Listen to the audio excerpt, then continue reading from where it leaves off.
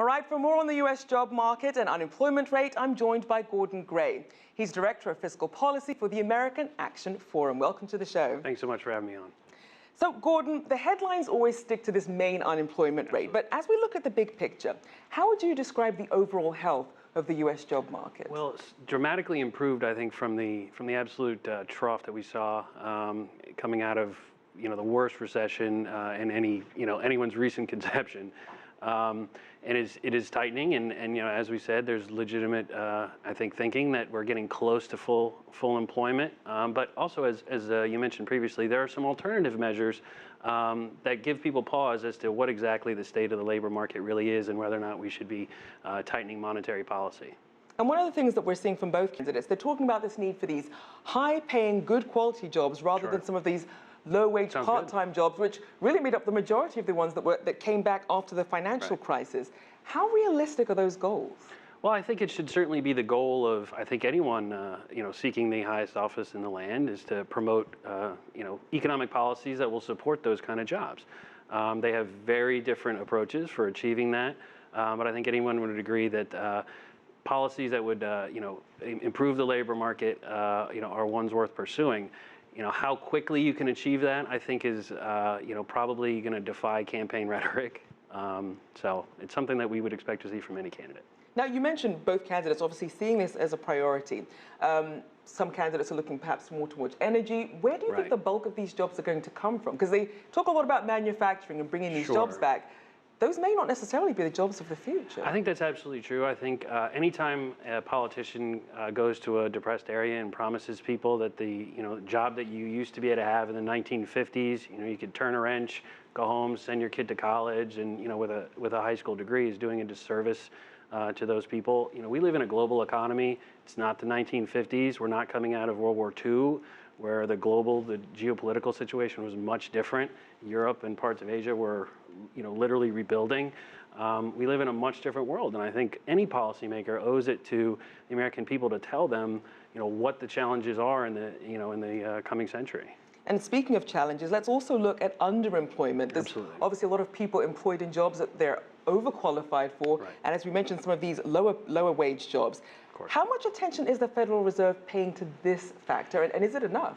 I think that's a good question. The Federal Reserve has its dual mandate, right? It has to, contend with, stable price growth, but it also has to, maximize employment. And sometimes those are at odds. And I think, the Federal Reserve is sort of at the state of the art in measuring both. What the issue is sort of judgment as to just how well you balance those. So I think they're doing a good job measuring, but there's legitimate debate as to just, the timing and the nature of how they balance the tension between those two elements of their mandate. And we see that they're certainly taking their time, taking a wait-and-see approach until the elections are over with. But let's talk about the psychology of these underemployment figures. Yes. Does focusing on them too much give us this appearance of the glass always being half empty, or is there perhaps a more productive way to use the data? Well, no, I think it's important that we know exactly what's going on in our labor market. I think if you asked anybody, in their homes, in their neighborhoods, they're aware of folks that aren't getting as many hours, folks that are looking for work but can't find it, folks that have stopped looking for work. Like, people are aware of this in the economy. So for, government statistical agencies to measure it, as we do with what's called the U6, I think is important. I don't think it paints an unduly dim view of the economy, but I think it lets us know what the state of our economy is, and I think that's important. Now, you mentioned this idea of different countries sometimes using different metrics when it comes to looking at their jobs picture. Are there any countries that are using underemployment as more representative of that full picture? Well, I think there's been a lot of interesting developments on this front. The International Labor Organization, which is a subset of the UN, actually recently ratified some criteria for how all countries should start incorporating underemployment and alternative measures of underemployment in their statistical analyses. And I think that that's a recognition that just the strict unemployment rate isn't really telling us all that we need to know, about people that aren't getting the hours that they want. And, particularly coming out of this last recession, I think getting a real handle on what the state of the labor market is really important. I think there's some recognition of just how important that is. And one issue that we're also seeing employers have is finding the skilled workers for the right job. There are around 58 million unfilled jobs right now, but you have a lot of people looking for work. Are you seeing enough when it comes to really matching the skills to the jobs that are available? Well, clearly not. I think that's where public policy can come in.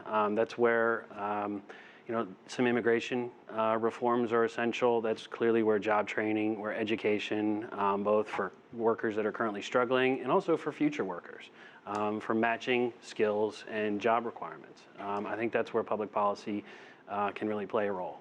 Well, we'll certainly have to see whose public policy we'll be following come November 8th. Thank you so much for joining us, My Gordon pleasure. Gray, Director of Fiscal Policy for the American Action Forum. Thank you again.